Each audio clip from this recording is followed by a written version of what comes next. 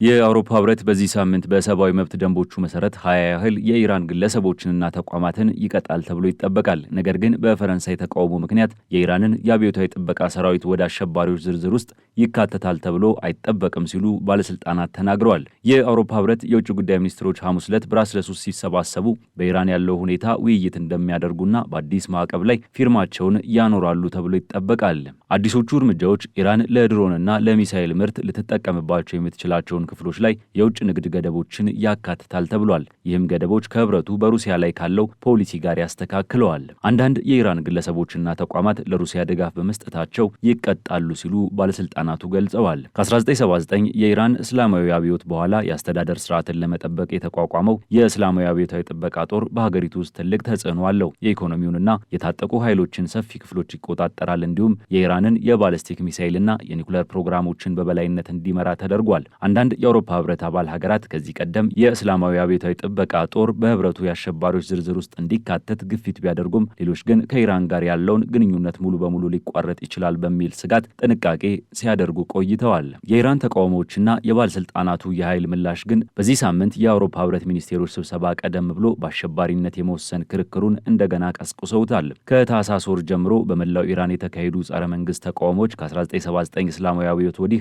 በባለስልጣናት የተወሰደውን እርምጃ ከፍተኛ ጥፋት ማስከተሉ ተገልጿል። ይህም ዓለም አቀፉ ውግዘትን አስከትሏል። የጣሊያን የውጭ ጉዳይ ሚኒስትር አንቶኒዮ ታጃኒ እንደተናገሩት የእስላማዊ አብዮታዊ ጥበቃ ጦር በአውሮፓ ህብረት የአሸባሪዎች ዝርዝር ውስጥ እንዲገባ ጥሪ እንደሚያቀርቡ ገልጸዋል። ይህም የሮምን አቋም መቀየር የሚያሳይና ፓሪስን ብቸኛ ተቃዋሚ አድርጓታል። በዚህ ምክንያት ሊቀጡ ከሚችሉት ግለሰቦች መካከል አንዳንዶቹ የጦሩ አባላትን የሚያካትቱ ቢሆንም ቡድኑን በአጠቃላይ በህብረቱ የአሸባሪዎች ዝርዝር ውስጥ ማካተት ለአሁኑ የማይመስል ነገር እንደሆነ ይታመናል። ምክንያቱም ይህ የሁሉንም ስምምነት ስለሚጠይቅ ነው። ፈረንሳይ የእስላማዊ አብዮት ጥበቃ ጦርን በአሸባሪነት መመዝገብ ለአሁኑ ጠቃሚ ነው ብላ እንደማታምንና ግንኙነቶቹን ክፍት ማድረግ እንደምትፈልግ በግልጽ ማስታወቋን አንድ የአውሮፓ ዲፕሎማት ገልጿል። አክሎም ፓሪስ ባለፈው ዓመት ከእስር ተፈተው በአሁኑ ጊዜ በቴሄራን ኤምባሲ ውስጥ የሚገኙ ሁለቱን ዜጎቿን ወደ ሀገር ለመመለስ የሚደረገውን ጥረት ሊያደናቅፍ ይችላል ብላ እንደምትሰጋም ገልጸዋል። የጣሊያን የውጭ ጉዳይ ሚኒስትር የእስላማዊ አብዮት ጥበቃ ጦር በአውሮፓ ህብረት የአሸባሪዎች ዝርዝር ውስጥ እንዲገባ ጥሪ እንደሚያቀርቡ መግለጻቸውን ተከትሎ የኢራን የውጭ ጉዳይ ሚኒስቴር የጣሊያንን አምባሳደር መጥራቱን የመንግስት መገናኛ ብዙሃን ዘግበዋል። የኢራን የውጭ ጉዳይ ሚኒስቴር በአብዮታዊ ጥበቃ ላይ በሚደረግ ማንኛውም መሴም ሊያስከትል የሚችለውን አጥፊ መዘዞች አስጠንቅቋል። የጣሊያን የውጭ ጉዳይ ሚኒስቴር በኢራን ላይ የያዙትን ያልታሰበባቸው አካሄዶች እንዲያርሙ ጥሪ አቅርቧል ሲል የመገናኛ ብዙሃን ዘገባ አመላክቷል። በሌላ በኩል በአውሮፕላን ተሸካሚ መርከብ የሚመራ የአሜሪካ የባህር ኃይል የጥበቃ ቡድን በመካከለኛው ምስራቅ ውሃዎች ውስጥ ቦታ መያዙን ተከትሎ የኢራን ፕሬዚዳንት በኢስላማዊቷ ሪፐብሊክ ላይ የሚሰነዘሩ የአሜሪካ ዛቻዎች አለመረጋጋትን ብቻ እንደሚያስከትሉ አስጠንቅቀዋል። የኢራኑ ፕሬዝዳንት መሱድ ፔዚሽኪያን ከሳውዲው ልዑል መሐመድ ቢን ሳልማን ጋር በነበራቸው የስልክ ጥሪ የአሜሪካ ዛቻዎችን በመንቀፍ የቀጠናውን ደህንነት ለማወክ የታለሙና ካለመረጋጋት በስተቀር ምንም የሚያመጡት ነገር የለም ብለዋል። አሜሪካ በመካከለኛው ምስራቅ በርካታ የጦር ሰፈሮች መያዟን ተከትሎ የአብዮታዊ ጥበቃ ሰራዊት አዛዥ ለኢራን ጎረቤቶች ማስጠንቀቂያን ሰጥተዋል። ጎረቤት ሀገራት ወዳጆች ናቸው፣ ነገር ግን መሬታቸው፣ ሰማያቸው ወይም ውሃቸው በኢራን ላይ በሚሰነዘሩ ጥቃቶች ጥቅም ላይ ከዋለ እንደ ጠላት ይቆጠራሉ ሲሉ የአብዮታዊ ጥበቃ ሰራዊት የባህር ኃይል ፖለቲካ ምክትል መሐመድ አክባር ዛዴህ መናገራቸውን የፋርስ የዜና ወኪል ዘግቧል። ይህንን ተከትሎ ሀገራቱ ወደ ግጭት የሚገቡ ከሆነ ሪያድ የአየር ክልሏንም ሆነ ግዛቷን በቴሄራን ላይ ለሚወሰድ ወታደራዊ እርምጃ እንዲውል አትፈቅድም ሲሉ የሳውዲው ልዑል መሐመድ ቢን ሳልማን ለኢራኑ ፕሬዝዳንት መሱድ ፔዚሽኪያን መናገራቸውን የመንግስት የዜና አገልግሎት ኤስፒኤ ዘግቧል።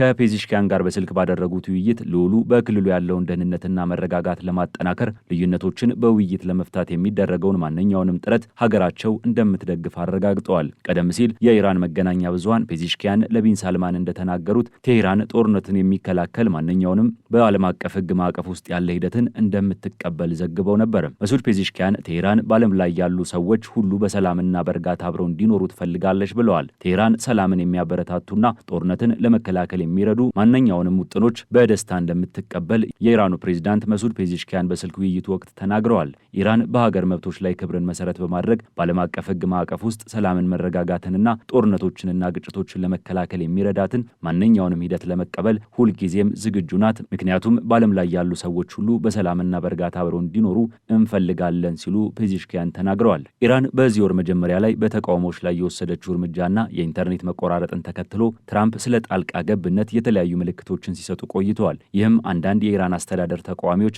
ለውጥ ለማምጣት ለማምጣት ብቸኛው መንገድ እንደሆነ ያምናሉ። የአሜሪካው ፕሬዝዳንት ዶናልድ ትራምፕ ባለፈው ሳምንት አንድ አርማዳ የጦር መርከቦች ስብስብ ወደ ሀገሪቱ እያመራ መሆኑን ነገር ግን መጠቀም እንደማይኖርባቸው ተስፋ እንደሚያደርጉ ከተናገሩ በኋላ በኢራን ላይ ወታደራዊ እርምጃ የመወሰድ እድሉ ላይ እርግጠኛ ለመሆን ሰፍኗል። አንድ የአሜሪካ አውሮፕላን ተሸካሚ መርከብና ደጋፊ የጦር መርከቦች መካከለኛው ምስራቅ መድረሳቸው የተነገረ ሲሆን ይህም ትራምፕ የአሜሪካ ኃይሎችን የመከላከያ ወይም በኢራን ላይ ወታደራዊ እርምጃ የመውሰድ አቅማቸውን አስፍቶላቸዋል ተብሏል።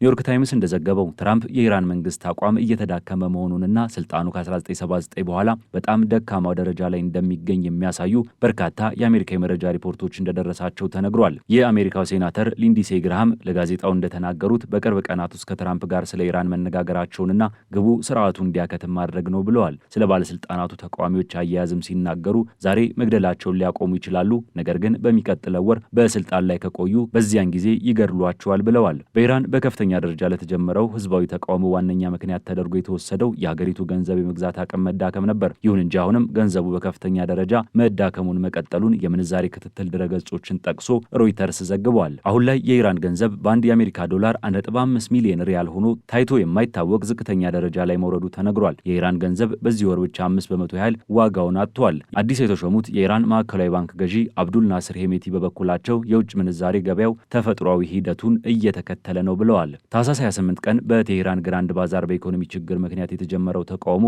በፍጥነት ወደ መላ ሀገሪቱ በመስፋፋትና ተቃዋሚዎች የፖለቲካ ለውጥ እንዲደረግ በመጠየቃቸው ለኢራን አስተዳደር የከፋ የቅቡልነት ቀውስ ውስጥ ሆኖ ተቀይሯል። በተቃውሞ መካከል መንግስት ለአስፈላጊ እቃዎች የኢራናውያንን የመግዛት አቅም ለማሳደግ ለአስመጪዎች ይሰጥ የነበረውን ተመራጭ የምንዛሬ ተመን በቀጥታ ክፍያ በመተካት የድጎማ ማሻሻያ አስተዋውቆ ነበር። የኢራን ምክትል ፕሬዚዳንት መሐመድ ረዛ ሙስናና ተመራጭ ተመኖች ለመሰረታዊ እቃዎች የዋጋ ንረትን ለመቋቋም ውጤታማ እንዳይሆኑ ማድረጉንና አዲሱ ስርዓት የውጭ ምንዛሬ ተመኑን ለማረጋጋት ያለመ መሆኑን ተናግረዋል። ከታህሳስ 21 እስከ ጥር 19 ባለው ጊዜ ውስጥ ወርሃዊ የዋጋ ንረት እየጨመረ በመሄድ ዓመታዊ የዋጋ ንረት 60 በመቶ መድረሱን የኢራን ስታቲስቲክስ ማዕከል ባወጣው መረጃ አመላክቷል። ይህ በእንዲህ እንዳለ ከጥር 8 ጀምሮ በተጣለውና አሁንም በአብዛኛው በስራ ላይ ባለው የኢንተርኔት መቆራረጥ ምክንያት የኢራን ኦንላይን ኢኮኖሚ ከፍተኛ ጉዳት መድረሱ ተመላክቷል። የኢራን ባለስልጣናት ለቅርብ ጊዜው ህዝባዊ ተቃውሞ የቴሄራን ጠላቶች ያሏቸውን አካላት ተጠያቂ አድርገዋል። የአሜሪካው ፕሬዚዳንት ዶናልድ ትራምፕ በተደጋጋሚ ቴሄራንን ጣልቃ በመግባት ቢያስፈራሩም የኢራን ባለስልጣናት ማንኛውም ጥቃት እንደ ሁለንተናዊ ጦርነት እንደሚቆጠር አስጠንቅቀዋል። በአሜሪካ መቀመጫውን ያደረገው ሂራና የተባለው የመብት ተሟጋች ቡድን ማክሰኞ ባወጣው መረጃ መሰረት የተረጋገጠው ከረብሻው ጋር የተያያዘ የሟቾች ቁጥር 6126 ደርሷል። ይህም 214 የጸጥታ አካላትን ይጨምራል ተብሏል። በአጠቃላይ ኢራን በአሁኑ ወቅት በታሪኳ ታይቶ በማይታወቅ ከፍተኛ የውስጥና የውጭ ጫናዎች ውስጥ ትገኛለች። በሀገር ውስጥ ያለው የኢኮኖሚ ውድቀትና የሪያል ምንዛሬ መውደቅ ከህዝባዊ ተቃውሞ ጋር ተዳምሮ የመንግስቱን የቅቡልነት መሰረት እያናወጠው ይገኛል። ከውጭ ደግሞ የአውሮፓ ህብረት አዳዲስ ማዕቀቦችን ማዘጋጀቱና የአሜሪካ የጦር መርከቦች ወደ ቀጠናው መጓዝ ቴሄራንን ይበልጥ ዲፕሎማሲያዊና ወታደራዊ ከበባ ውስጥ ከቷታል። ይሁን እንጂ ውጥረቱ ወደ ቀጥታ ጦርነት እንዳያመራ የሚያደርጉ ሁለት ወሳኝ ሚዛኖች ይታያሉ። አንደኛው እንደ ፈረንሳይ ያሉ የአውሮፓ ሀገራት ከኢራን ጋር ሙሉ በሙሉ ግንኙነትን ላለማቋረጥ የሚያደርጉት ጥረት ሲሆን፣ ሁለተኛው ደግሞ ሳውዲ አረቢያ ግዛቷን ለጥቃት እንዳይውል በመከላከል የያዘችው ገለልተኛ አቋም ነው።